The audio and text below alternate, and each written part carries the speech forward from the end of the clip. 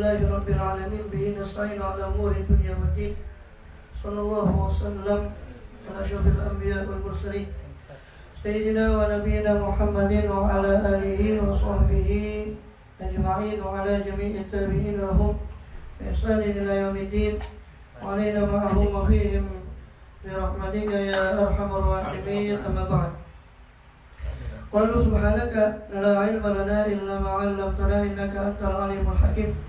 Rabbi shrah li sadri wa yassir li amri wa hlul 'uqdatam min lisani yafqahu qawli. Amin. Alhamdulillah, Allah SWT masih berkenan melimpahkan nikmat karunia pada kita semua, bil khusus nikmatul iman, Islam serta sehat walafiat, sehingga dengan itu kita masih diizinkan oleh Allah Ta'ala untuk melakukan tugas utama kita, maksudnya dalam rangka beribadah kepada Allah Subhanahu wa Ta'ala. Kemudian kita masih melanjutkan bahasan lalu daripada kitab Fathul Ilah bima yajibu 'alal abdi maulah, daripada Imam Habib Muhammad bin Husain Al-Habashi rahimahullah radhiyallahu anhu wa nabi bi ulumi ini, amin. Yang mana pada kesempatan lalu kita masih dalam bab sholatul jamaah.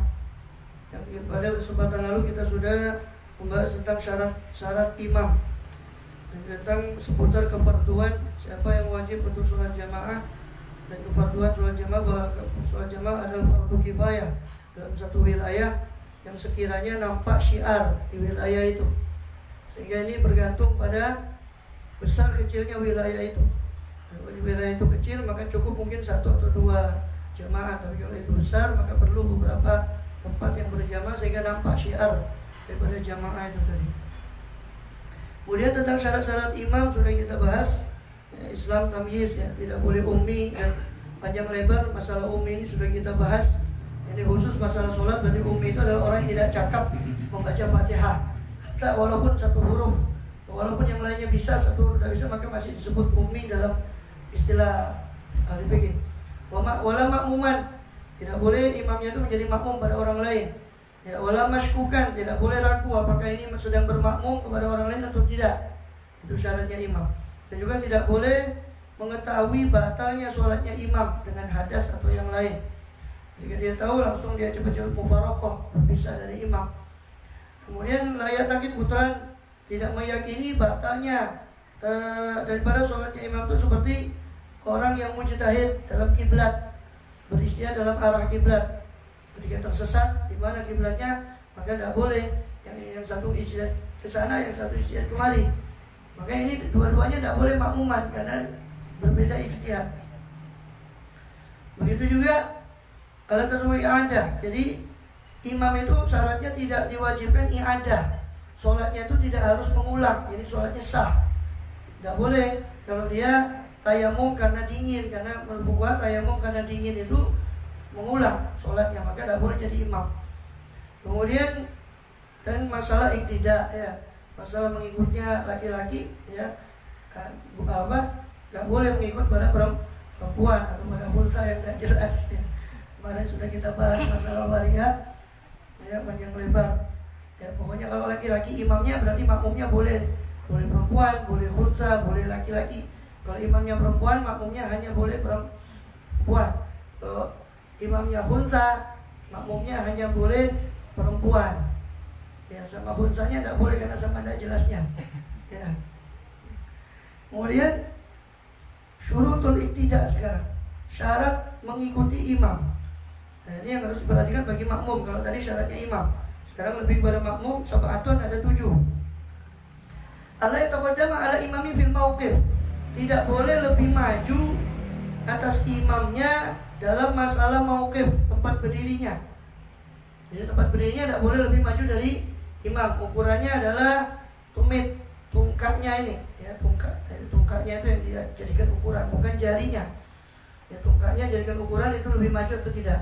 Sama dalam mazhab yundabu takhallufu anhu qalil, disunnahkan takhalluf, ya, mundur sedikit anhu dari imam, qalilan sedikit. Ya, jadi mundur sedikit dari imam itu tidak wajib tapi sunnah. Artinya dari sini kita bisa mengambil pengertian bahwa kalau sejajar dengan imam itu masih sah tapi makruh karena meninggalkan sunnah. Sunnahnya mundur sedikit. Kalau itu posisinya cuma dua-duaan, cuma 2 orang, ya kan? Nah, kemudian, jadi sama sejajar itu makruh dalam mazhab Syafi'i.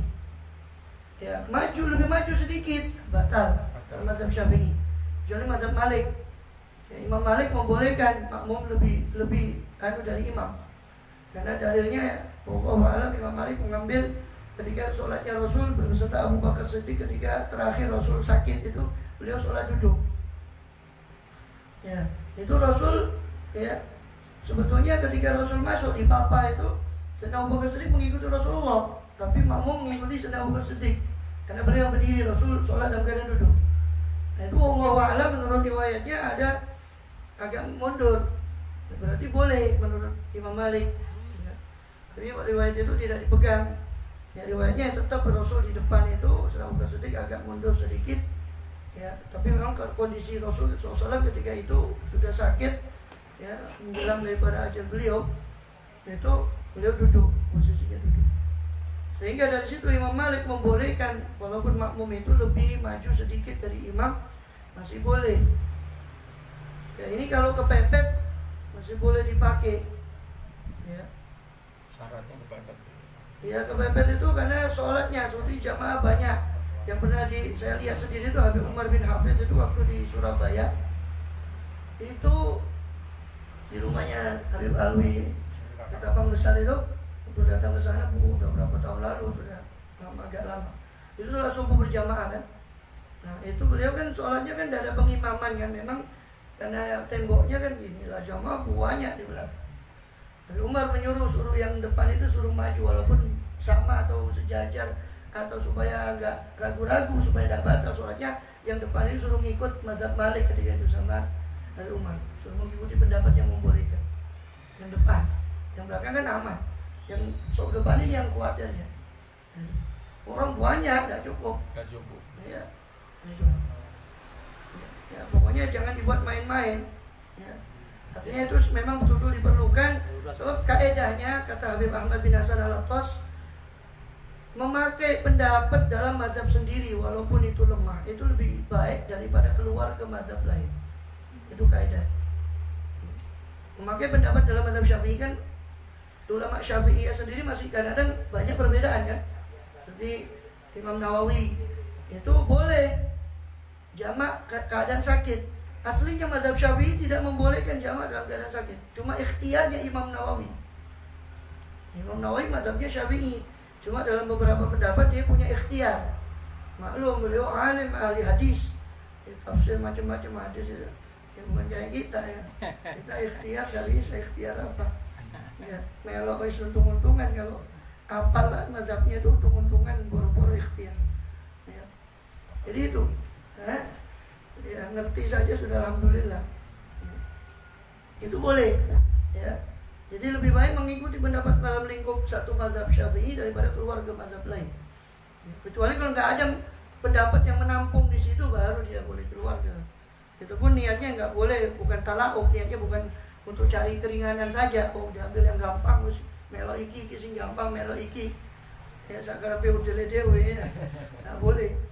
Ya, mengikuti hawa nafsu. Ya. Kemudian fa in jaa akhar fa an yasare. Kalau datang orang lain, ya ini kan tadi posisinya ceritanya tuh 2 orang kan, 2 orang tuh di kanan, ya kan, di kanan baik sejajar, tapi itu makruh. Sunnahnya lebih mundur sedikit saja, nggak perlu terlalu belakang, nggak usah, sedikit saja mundur ya, itu. Kemudian Pak Inja akhir kalau datang yang lain, Pak Yasari maka sebelah kirinya, ya, di sebelah kirinya imam. Cuma ya taqaddamul imam lah. Ketika sudah imam diapit dua-dua, kanan kiri diapit imam, maka ketika itu imam ada 2 pilihan, imamnya maju atau makmumnya mundur. Sing sore iki padha ndak ngerti nih. Ya. Ini yang saya alami juga kadang-kadang, ya opo tidak mundur-mundur sampai maju iki yo. Maju malah ya. Maju ke dalam. Maju ke dalam. Enggak cukup. Kenapa? Jadi serba salah memang. Jadi memang ya kebodohan tuh nyusah no ya. Orang nggak ngerti itu menyusahkan. Ya, makanya lebih baik ngerti pada menyusahkan diri aja. Nah, hanya kita mau kepingin dapat sunnahnya bagaimana caranya? Ini mundur, gak mundur, ya. Udah ngerti nih, kadang-kadang imamnya udah ngerti, makmumnya udah ngerti. Lah ini mundur, walah ini maju. Ya. Udahnya jajar itu terus susah. Ini makro, posisi imam di sebelah kanan saja akhirnya makro. Ya. Boleh malaikat yang ngerti ya gak apa-apa. Piye gini nilai ya. Kayak itu ya. Summa dia taqaddamul imam. Nah ini aw yata'akhkharan. Jadi imamnya maju aw yata'akhkharani, atau dua makmum itu mundur. Ya, wa afdal, itu lebih afdal ya. Jadi makmumnya mundur itu lebih afdal daripada nyusahno imam. Sudah imam biar posisinya, makmum yang sadar mundur ke belakang membentuk soft di belakang, langsung belakangnya imam. Ya, jadi bukan benggang ya, jadi bentuk soft di belakangnya imam. Kalau yang satunya tidak ngerti, yang satunya ditarik. Ya boleh, tidak apa-apa, aku kasih isyarat boleh. Fa in ja'a akhar an yasari amana. Wa idza hadara dzakarani, kalau langsung datang dua orang, kalau tadi kan satu persatu. Kalau langsung datang dua orang, dzakarani dua-duanya laki-laki, sofa, maka dua-duanya bersof. Ya, langsung membentuk sof. Khalfahu, langsung di belakangnya imam. Tidak usah kanan kiri dulu, tidak usah langsung. Kalau sudah datang dua-dua, ada ini, ya kan boleh kan kita. Soalnya ngasih tanda itu nggak ada petunjuknya. Kalau mau ikut saja. Sebab begitu di Bukhari, Sayyidina Abbas tuh waktu ikut sholat malamnya Kanjeng Nabi, itu beliau langsung ikut, tidak ada nyeblek apa enggak ada. Ya itu mungkin cuma sekedar nandai bahwa ini loh saya ikut. Tapi perlu diketahui bahwa itu tidak ada anjuran dan sebagainya, tidak ada. Pokok imam kan mungkin tahu dari anunya, oh ini ada orang ikut, sudah. Ya. Kemudian apa tadi? Wakatal mar'ah, begitu juga perempuan. Nah kalau perempuan di belakang, agak belakang sedikit ya, daripada laki. Takutnya kalau ada datang laki, dia bisa sok di belakang langsung imam. Perempuan agak belakang. Ya. Wa yukrahu wuqufu munfaridan anisof. Makruh berdirinya si makmum itu munfarid, ya sendirian dari sof. Bahkan menurut mazhab Hambali ini tidak boleh, dan sama sekali tidak berdasar sholatnya. Menurut mazhab Hambali. Wa ilam yajid sa'atan ahrama wajar wahidan. Kalau dia tidak mendapat sa'atan, keluasan tempat, ya untuk masuk di sof, dapat keluasan, maka bagaimana? Ahrama, dia takbiratul ihram dulu di belakang imam sendirian, ya di belakang sof sendirian, lalu jarro wahidan, dia tarik satu orang. Jadi yang ngerti juga, yang ditarik harus ngerti. Tidak ngerti tarik-tarian, tidak sholat tarik-tarian akhirnya. Itu repotnya kan. Setelah takbir, karena tidak ada kedaruratan kecuali setelah takbir. Dia belum takbir kan belum ada darurat. Takbir Allahu Akbar lah, baru dia masuk dalam sholat. Nah ini ada kedaruratan loh, saya sendirian, tarik. Rata-rata Ya ditarik tangannya, atau dikasih isyarat atau bagaimana. Kalau isyarat tuh kalau orang ngerti, insya Allah cukup. Tapi ya ditarik. Ya. Emang ibaratnya ya juru begitu, ditarik. rata-rata enggak Ya dapat dulu. ya. Tarik langsung baru dulu takbir. ya. Wahyu tidak boleh karena itu mengganggu orang sholat. Karena dia belum ada kedaruratan untuk narik. Makruhnya itu jatuh setelah dia takbiratul ihram, dia sendirian, itu makruh. Ya bukan sebelumnya belum ada ibadah. Untuk apa dia narik keperluannya, dan ada ibadahnya. Ya. Kemudian wa yusa'idal majrur. Dianjurkan untuk membantu si makmum tadi yang majrur, yang ditarik tadi. Sunnah membantu saudaranya supaya dia tidak sendirian. Wa niyatul qudwa, ya kalau benggang so pertamanya ya sudah dirapatkan saja, rapat. Walaupun ada benggangnya supaya yang renggang itu di pinggir-pinggir, jangan di tengah, jangan di tengah-tengah melompong. Kalau bisa geser nanti biar kalaupun ada renggang itu yang di pinggir-pinggir aja, di ujung-ujung. Jangan di tengah-tengah. Ini kadang nggak ngerti. Ya kan? Biarkan dong. Sekali nih ngerti semangat ngisi sok. Mau kagak, mau. Pencak Ini ngaji di mana ini? Tidak ada itu. Kata Rasul, biarkan, kata Rasul, kalau mau biar renggang tuh biar yang terakhir atau yang di ujung itu yang renggang, biar jangan di tengah. Itu pedomannya. Ya, bukan kemudian dipongkangkan no. Ya. Tak cukup tarik sebelahnya, ya kalau tidak ngerti ya sudah. Yang penting kan dia sudah mepet, dia salah dewe tidak ngerti. Yang putuskan bukan dia, yang putuskan yang setelahnya. Kekurangan fadilah, keutamaan, pokoknya semua yang makruh-makruh itu bisa mengurangi keutamaan jamaah jamaah itu anunya prinsipnya. Maka yang kurang itu kan setelahnya dia. Ya kan kalau dia kan sudah merapat ke, yang penting dia merapat ke arah imam ke tengah. Masa ditarik udah mau udah, ya masa mau dieret-eret orang ya tidak bisa. Ya, yang tarik-tarikan tadi tidak jadi sholat. Wa niyatul qudwah, niat mengikuti, ya mengikuti imam, makmuman, ya makmuman lillahi ta'ala. Mutaba'atul wajibah atau mengikuti yang wajib. Wa in qarana fi taharrum au taqaddama ali bi ruknain fi'liyain au ta'akhkhara bihima bila udhrin batalat. Kalau dia qarana fi taharrum, kalau si makmum membarengi imam dalam takbiratul ihram atau taqaddama alaih atau lebih maju dari imam dengan dua rukun fi'li, ya, dua rukun yang berupa perbuatan, bukan rukun qauli ya. Rukun qauli itu cuma 5, yang lain itu rukun perbuatan fi'li. Kecuali niat itu rukun qalbi. Ya, tapi selain rukun qauli ini rukun fi'li. Rukun qauli ini cuma 5. Ya kan, takbiratul ihram, ya kan, Fatihah, ya kan, tasyahud, sholawat, salam. Tasyahud akhir ya, sholawat pada tasyahud akhir dan salam. 5 ini rukun qauli. Lainnya itu rukun fi'li, berdiri, ruku, i'tidal, tumakninah, itu rukun fi'li semua. Ya. Jadi barengi atau barengi imam atau mendahului imam atau ta'akhir, ya, mengakhiri imam atau terlambat dari imam, itu ada beberapa kasus. Kalau membarenginya pada takbiratul ihram jelas batal. Oh, imam belum Allahu Akbar, imam belum bar, dia langsung Allah. Tidak boleh, batal. Yang batal makmumnya tentunya, bukan imamnya. Mau akhir-akhirnya ngomong batal apa itu ya enggak, ya dia yang salah. Kenapa membarengi imam? Jadi belum Allah, imam belum bar, dia langsung Allah. Nah, boleh, baru imam Allahu Akbar, baru dia Allah. Itu yang dimaksud sofatul sholat takbiratul ihram ma'al imam. Intinya sholat itu adalah takbiratul ihram bersama imam. Bersama itu bukan pengertiannya membarengi imam, bukan. Imam takbir Allahu Akbar, langsung dia takbir setelah itu. Ya, itu nggak boleh barengi imam. Ya, kalau barengi imam selain takbiratul ihram, hukumnya cuma makruh saja.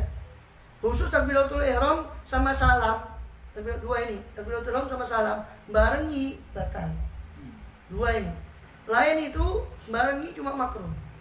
Kalau mendahului satu rukun fi'li saja itu haram kalau sengaja, tapi tidak sampai batal. Tapi kalau sampai 2 rukun fi'li, ya kalau sengaja ya haram, ya batal sholatnya kalau sengaja. Dia tahu ini tidak boleh, dia lakukan. Haram, sudah tahu tidak boleh, dia lakukan. 2 rukun fi'li, ya batal, ya haram juga kena. Ya, jadi 1 rukun fi'li tidak sampai batal, cuma nggak boleh kalau sengaja. Kecuali kalau nggak tahu, atau memang dia tidak kedengeran, dia di belakang, posisi imam belum rukuk, dia tahunya sudah rukuk, tiba-tiba, ya tidak apa-apa, ya sudah tunggu saja. Ya tidak usah balik, mau balik ya boleh, tapi asal dia tunggu aja imam. Ya, kalau mau balik ya tidak apa-apa. Ya, ikuti imam. Jadi imam belum rukuk, dia sudah rukuk duluan. Kalau tidak sengaja tidak apa-apa. Kalau sengaja mendahului imam, belum rukuk, imam dia rukuk, haram. Kalau sampai 2 kali, umpama imam Fatihah, dia sudah rukuk duluan, padahal imam belum selesai Fatihahnya, ya itu sudah 1 rukun. Imam dia i'tidal dulu, atau ketinggalan sama. Maju 2 rukun, atau ketinggalan 2 rukun. Sengaja, itu batal. Kalau ketinggalan ini kecuali ada uzur. Uzurnya dia terlalu sepuh, umpama gerakannya terlalu lambat, bacanya terlalu lambat, ya, itu uzur. Nah, kalau tidak ada uzur, ketinggalan 2 rukun, sebagaimana telah maju 2 rukun, itu juga batal. 2 rukun fi'li ya, 2 rukun berupa perbuatan.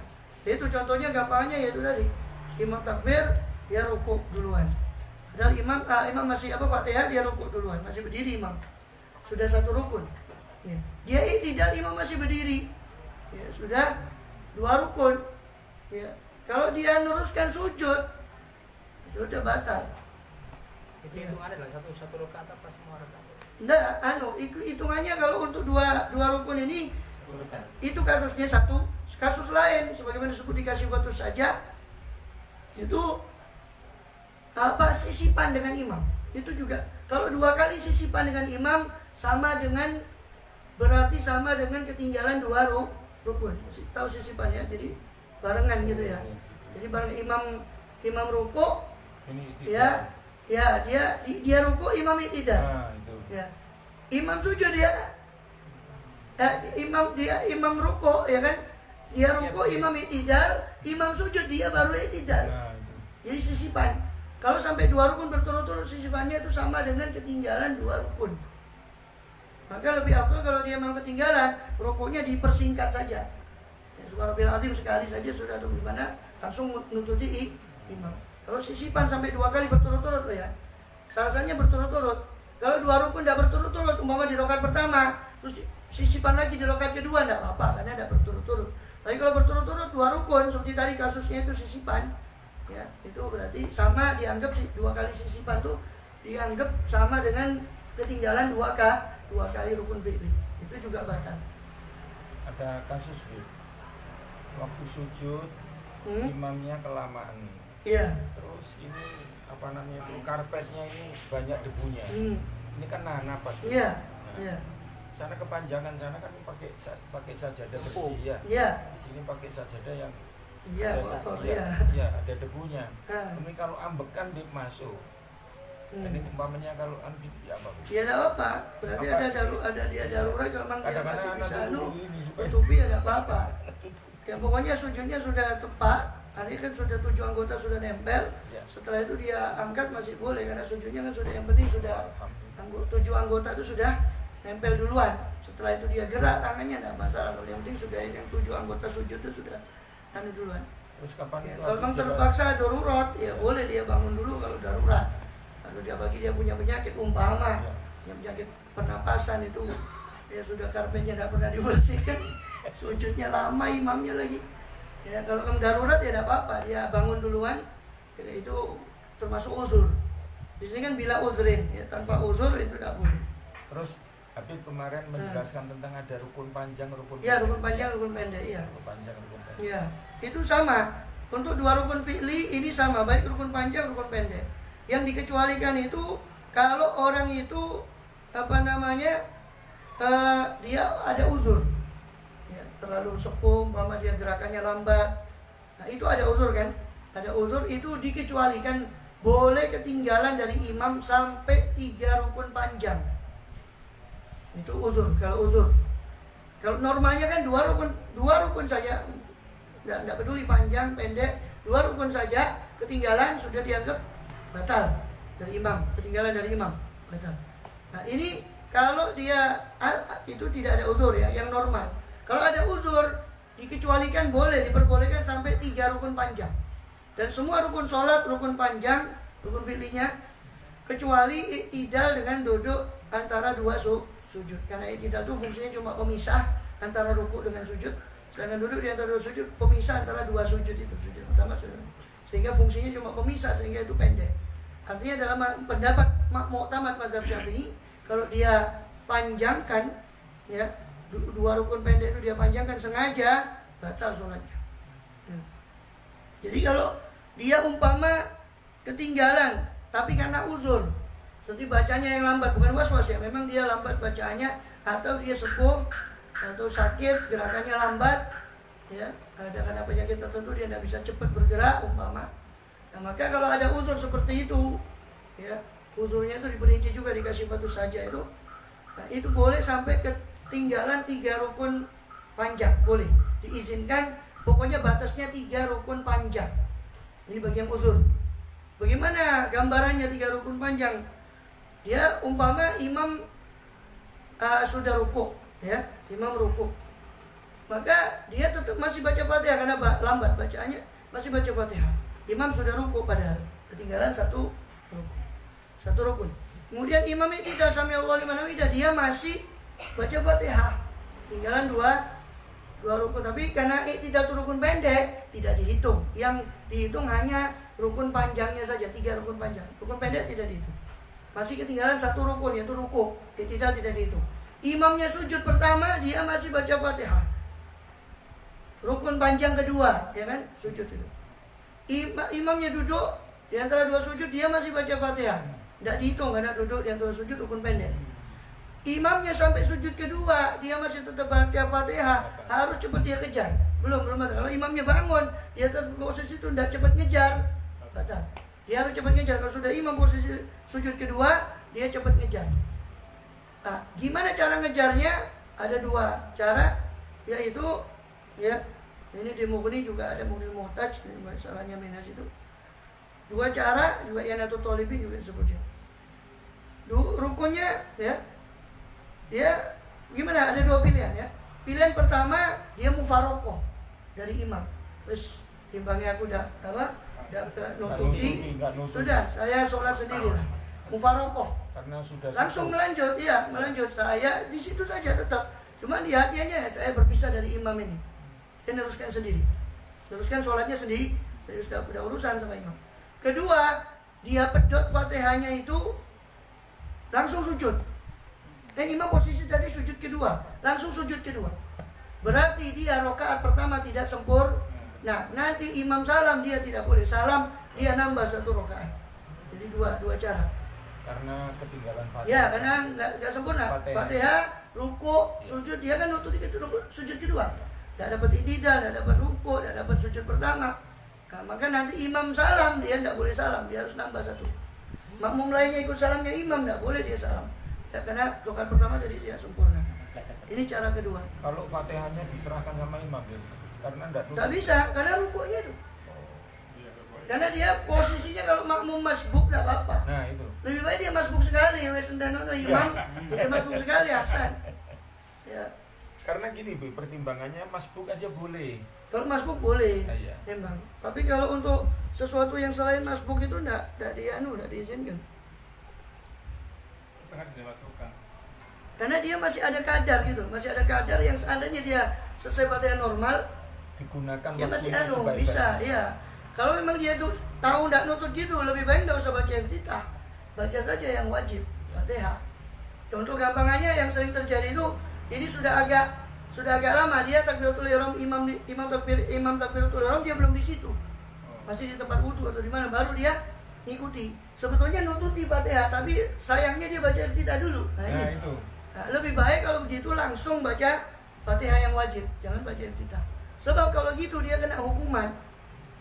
Ya, dalam Muqaddimah Dromiyah itu kan hukumannya apa? Hukumannya dia harus tetap melanjutkan Fatihah sekadar iftitah yang sudah dia baca.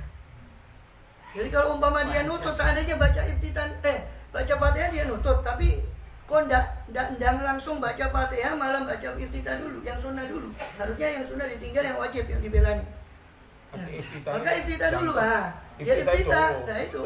Akhirnya sampai ketinggalan, ini orang tidak dianggap masbuk. Karena pengertian masbuk adalah yang berdiri di belakang imam sekedar bacaan Fatihah normal.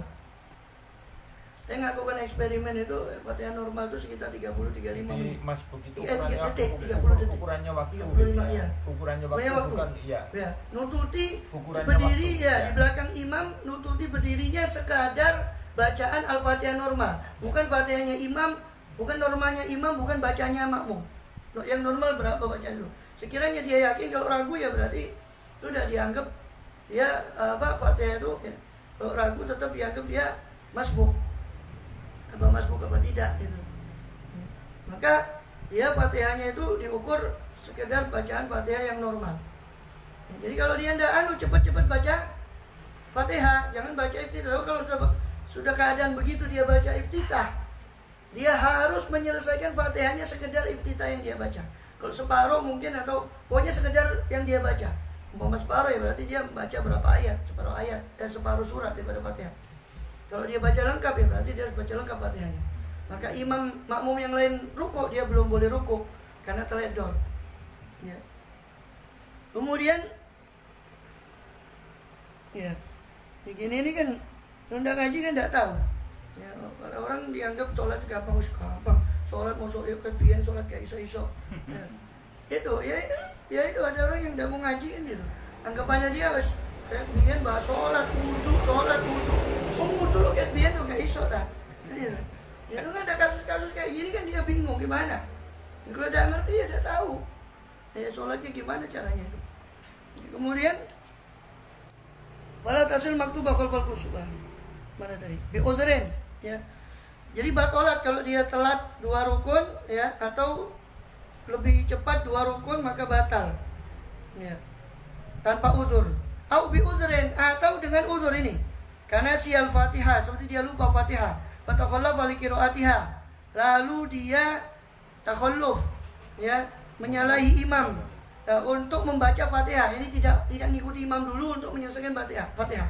Baru ingat mau ruku loh. Tadi kan saya belum baca Fatihah. Maka dia harus kejar Fatihahnya. Nah, ini karena ada uzur, utufiro, dimaafkan lahu bagi dia ila salah satu arkan tawilah, sampai 3 rukun panjang. Tadi sudah saya jelaskan. Gambarannya sudah saya jelaskan.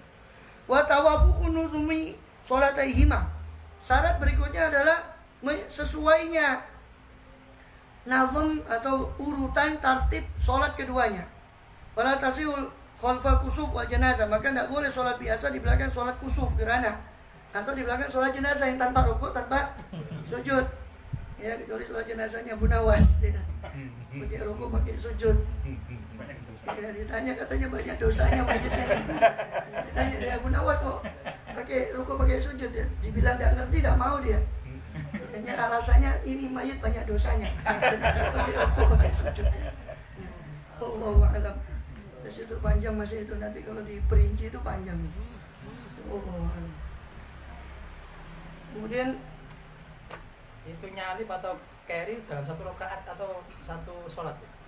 Apa yang maksudnya? Ya batal. Misalnya 3 rakaat. 3 rakaat pertama hanya balap 1. Atau rakaat kedua balap 1. Yang ketiga tidak. Hanya 1 rakaat berarti ini. 1 rakaat. Bukan 1 rakaat berturut-turut, 2 rukun berturut-turut. 2 rukun fi'li berturut-turut. Hatta 1 rakaat tapi tidak berturut-turut, enggak dihitung. Hitung 1 kan. Ya. Kemudian tentang masalah penyakit hati, masalah fusul ilmiah itu, kama qala Imam Al-Haddad radhiyallahu anhu wa nabi dari amin. Wa tu'rafu ya. Wa tu'rafu amradul qulub ya. Dan bisa dikenali amradul qulub, ciri-ciri penyakit hati ini. Gimana tandanya kita memeriksa badan kita sendiri tentang penyakit hati. Wa yustadallu 'alaiha, dan bisa dijadikan petunjuk atas penyakit hati itu, bisa membuat petunjuk atas penyakit hati itu dengan apa? Bil alamat, dengan beberapa tanda, sama wal amarat, sama alamat, amarat, tanda-tanda adh-dhahira yang nampak, yang jelas. Allati tukhbiru anha wa tu'arifu bi wujudiha, yang mana tanda-tanda tadi itu tukhbiru, mengabarkan kita tentangnya, tentang banyaknya penyakit hati tadi, wa tu'arifu, dan mengenalkan kita tentang wujudnya penyakit hati itu tadi, tentang keberadaan penyakit hati pada diri kita. Apa tanda-tandanya itu? Wahiyya katsiratun, tanda-tanda itu banyak. Umin adhariha, di antara tanda yang paling nampak, di antara paling nampaknya amarat, paling nampaknya tanda-tanda at-takasulu an ta'at, malas daripada ketaatan. Ya, jamaah malas, ya sholat sunnah malas. Ini berarti ada penyakit hati. Wa tasaqul an fi'lil khairat, merasa berat dari melakukan kebaikan. Tapi bukan berarti orang yang rajin melakukan kebaikan itu juga langsung tiba-tiba mengatakan tidak ada penyakit hati. Kadang maaf, saking halusnya setan itu, ya, atau halusnya penyakit hati itu, terutama riya, itu kadang orang cepat. Tapi ternyata ketika dia periksa betul-betul, ternyata yang mendorong dia cepat-cepat itu bukan karena Allah. Karena ingin dia bilang, oh dia orang istiqomah, dia yang ini, dia yang Alhamdulillah. Jadi belum tentu juga kalau cepat itu. Kita kadang periksa lagi, kita dapati ya Allah sudah cepat, tapi kita periksa lagi ternyata kita masih ada penyakit hati. Wa tasaqul an fil khairat wal hirs ala syahwat di dunia ini, rakus terhadap syahwat dunia. Dunia itu bukan hanya duit saja, nama baik, sudah dia cepat-cepat malu kalau aku kayak Riki jamaah malu sini. Saya ini kan yang dituakan di kampung ini atau macam ini. Gimana? Akhirnya bergegasnya itu bukan karena Allah akhirnya. Ya kan? Bukan karena Allah, karena yang lain. Nah ini hati-hati, halus sekali. Nanti kalau dibahas di Ihya itu masalah dia itu ada lengkap di situ, mulai dari yang paling kasar sampai yang paling halus. Ya. Kemudian bagaimana? Syahwat di dunia syiddatul mail. Ya, sangat kerasnya mail, condongnya dia kepada lazatiyah, kepada kelezatan dunia. Warroghbah fi imaratiha, kesenangan dalam memakmurkan dunia. Wa tulil baqa fiha, kesenangan dalam panjangnya kekalnya dia fiha di dunia. Wa asbahu dzalik, dan semacamnya hal itu min ahwali ahlul ghaflah, daripada keadaan-keadaan orang yang ahlul ghaflah, ahli kelalaian, wa usafil muridin, sifat-sifatnya orang yang berpaling anillahi ta'ala, dari Allah ta'ala, ya al-muridin ya wong kang mengo ya saking Allah ta'ala.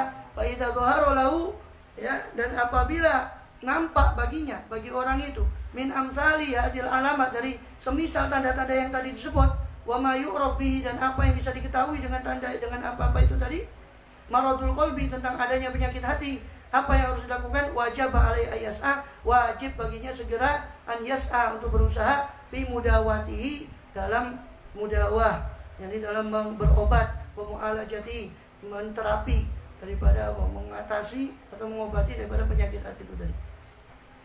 Ya, di atas bahasa itu ada beberapa syair tuh yang gitu, kan? Tapi qadistaan tu rabbi ala mudawati qalbi wa hali uqdata karbi fadhil ila ghammi ya Allah, qadistaan tu rabbi, saya sudah minta tolong kepada Tuhanku ala mudawati qalbi, untuk mengobati hatiku. Kemudian di akhir itu masyaikh al-athar itu bahwa dauli aswabi kafa mabi, dauli aswabi bil hali ahbabi fa innakum billah. Ya, kafa mabi, cukuplah apa yang ada padaku dari kelalaian dan macam-macam. Dauli aswabi, obatilah segala penyakit hatiku, penyakit batinku. Ya, kita tawasul sama aulia supaya minta tolong, untuk jangan minta tawasul cuma urusan dunia to perjuangan jadi pangkat ya, tapi masalah urusan hati dah. Ya, dauli aswabi, obatilah penyakitku. Dauli apain apa fil hal ya ahbab, sekarang juga wahai ahbab, wahai para kekasihku, fa innakum billah, sebab kalian tuh dekat dengan Allah SWT. Wa ablaghu turuq bidzalika wa aqrabu, dan paling ablagh, paling apa? Tingginya jalan dalam hal itu, dalam mengobatinya, wa aqrabiyah, dan paling dekatnya jalan ila usul maksud, ila usul qasad, kepada hasilnya, tujuan min dalik, daripada itu, daripada pengobatan tadi, apa? An yatlub lahu syaikhan aliman arifan min ahli qulub wasarair, mencari seorang guru yang alim, yang mengerti tentang masalah hati dan sarair, isinya hati. Fa'ilam yajid, kalau tidak dapat bagaimana? Guru semacam itu sulit sekarang ini. Karena ya maaf ya, bukan torikonya yang jelek, kadang mursyid itu tidak menguasai masalah ini. Ya, cuma dia karena lama ikut toriko itu diangkat jadi mursyid. Orang dulu lain. Orang dulu tuh kalau antum baca Syekh Sya'rani, menakutkan. Kitabnya Syekh Sya'rani bongkar tentang masalah mursyid-mursyid palsu itu zaman itu tahun 900. Gimana sekarang? Kadang maaf tasawuf cuma dijadikan sebagai naudzubillah. Gimana sekarang? Kalau tidak dapat guru seperti itu, ya walaupun sekali lagi husnudzon itu paling penting. Hatta kita salah umpama, tapi kita husnudzon kuat. Seperti Imam Ali Habsyi itu pernah menceritakan ada orang keliru, cari dia husnudzon, ditunjukkan mana ada syekh di sini. Sama orang dikerjain, ditunjukkan orang ahli maksiat. Tapi saking husnudzonnya dia gurunya itu jadi. Orang paling sampai Habib Ali Habsyi di kalamnya yang lain itu pernah mengatakan, sampai seandainya orang itu husnudzon pada satu batu, itu akan bermanfaat begitu. Kuatnya husnudzonnya. Kalau tidak dapat fa'akon solihan nasihat, maka dia cari saudara yang soleh, yang memberi nasihat yang tulus. Yasta'inu bi ra'yih. Tolong ya. Fi ta'arufi amradi qalbi, untuk mengetahui penyakit hatiku. Seperti Sayyidina Umar minta tolong sama sahabat Hudzaifah bin Al-Yaman. Kita sekelas Umar bin Khattab ya Hudzaifah. Dan Hudzaifah ini sahibul sirri Rasulullah, orang yang memegang sirnya Rasul SAW. Dia mengerti tentang lika-liku kemunafikan. Wahai Hudzaifah, ada tidak kamu lihat pada diri saya tanda-tanda munafik? Sampai Sayyidina Umar, sekelas Sayyidina Umar tanya begitu. Ya, itu akhon, saudara yang bisa, ya bukan saudara yang cuma bisa ngelem, bisa memuji saja. Kamu khair, Masya Allah ini. Tapi untuk menasehati itu Alam yasbar, tapi sekarang kan dinasehati malah tanggapannya lain. Orang dulu itu kalau harusnya bersyukur dia dapat. Ya, tapi lihat juga menasehati, cara dia menasehati bagaimana. Alam yasbar bi, kalau dia tidak mendapati saudara kama wal ghalib, sebagaimana keadaan ghalib yang umum sekarang min awali ahli zaman ini, pada zaman itu Habib Abdullah dan 400 tahun yang lalu. Sebagaimana ghalibnya ahli zaman ini min kilatil muawinin, sedikitnya orang yang tolong menolong alal haq wal khair, atas kebaikan dan kebenaran. Fa'alaihi bikutubi, bagaimana cara berikutnya? Alaihi bikutubi a'immati hadzal syam, hendaknya memegangi kitab-kitab para imam yang mengerti tentang masalah hati, seperti Ihya, seperti Imam Ghazali ini. Ya, itu sudah kitab itu, untung kitabnya masih ada. Ya. Alati alafuha yang mereka susun. Rasul Amrod. Ya bukan promosi ya, silakan ikut nanti di madrasah itu. Kalau mau tahu ya itu nanti di Ihya itu dibongkar satu. Kita akan kebongkar semua. Kita punyaan. Saya waktu baca Ihya itu baru guru saya begitu. Semua apa yang ada di hati itu sudah. Ya. Alati syanu ya. Bos-bos takrif ini kan instannya ini, cepatnya ini ringkesnya. Ya. Wa ajma'ul kutub ya. Wa ta'rifu turuq ila mawdud, bagaimana cara wasfu amradul qulub, deskripsi tentang penyakit-penyakit hati itu dan pengenalan cara untuk mengobatinya bagaimana. Wa ajma'ul kutubil mu'allafah, paling komplitnya kitab yang disusun itu wa anfa'u kitabu Ihya'i Ulumuddin, pasti sudah. Paling komplitnya kitab yang disusun dalam hal itu adalah kitab Ihya Ulumuddin. Itu mahal, itu tidak ada orang bahas Ihya sekarang, sudah tidak ada. Di madrasah itu cuma takut kebongkar. Iya. Ini promosi sekarang. Enggak, sebetulnya artinya ya. Promosi baik. Ya artinya ya silakan. Ya. Siyama rubul muhlikat, terutama seperempat yang muhlikat ya. Ya, yang menghancurkan sifat-sifat itu dari iri dan macam-macam. Fa innahu mu'allafun bil qasdi fi ma'rifati amradil qulub wa turuq ila mu'alajatiha. Sebab itu memang sudah khusus disusun untuk tujuannya untuk mengetahui penyakit hati wa turuq dan cara-cara untuk mu'alajah, mengobatinya. Wa alamati adalah ala wujud, bahkan di situ disebutkan juga tanda-tanda keberadaan penyakit hati. Kalau ada hasud itu tandanya bagaimana? Penyebabnya apa? Karena obat itu harus tahu penyebabnya dulu. Kalau tidak tahu penyebabnya bagaimana mengobatinya? Ya, wa quwwatiha ya. Wa quwwatiha, bagaimana kuatnya dan lemahnya, ila ghairi dzalik. Sampai yang semacam itu, walakin laisatil kutub tanzil fi usul maksud manzilat syekh. Tapi sayang memang kitab itu tidak bisa berposisi dalam menghasilkan maksud seperti posisinya syekh yang arif, yang mengenal Allah, mengenal tentang masalah hakikaliku hati. Wal akhis soleh juga tidak bisa menggantikan saudara yang soleh yang bisa menegur kita, membimbing kita. Walakin akan tapi hilatun itu merupakan rekadaya man faqadahuma, orang yang sudah kehilangan syekh dan kehilangan daripada teman yang baik itu. Ya gimana lagi? Adanya kitabnya ya kitabnya. Wa ta'adzara alaihi. Ya, dan sudah udzur sulit atasnya. Wallahu taala, sulit keduanya atas orang itu. Wallahu taala yu'inu talib ala qadri hikmatih, dan Allah taala pasti menolong orang yang mencari menurut kadar semangat dia mencari. Wasedih dan kesungguhan dia mencari, wa usni raqabati dan benar-benarnya dia mencari. Wa subhanahu al-waliyul mu'in, dan dialah yang maha wali, pelindung, dan maha mu'in, maha penolong. Wallahu a'lam.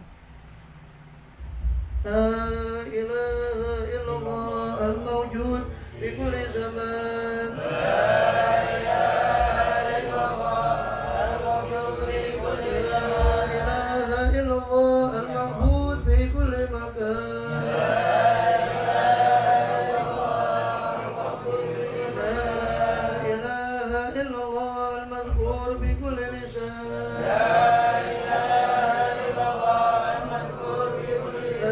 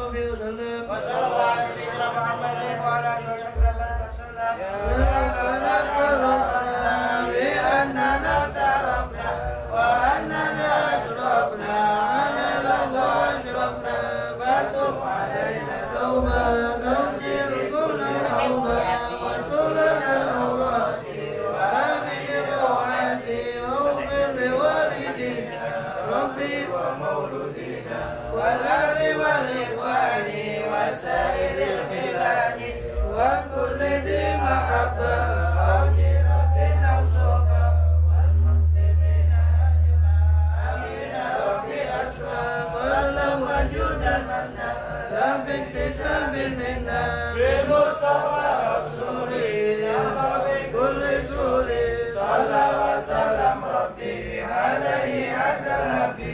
alihi wa sahbihi derajat tasbih subhi walhamdulillah.